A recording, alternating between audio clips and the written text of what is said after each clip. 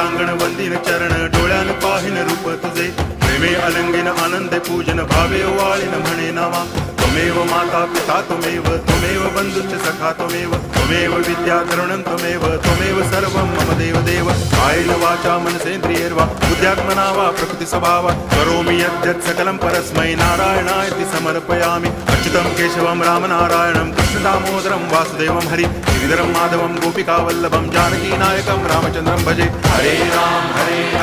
Ram Ram Hare Hare Hare Krishna Krishna Krishna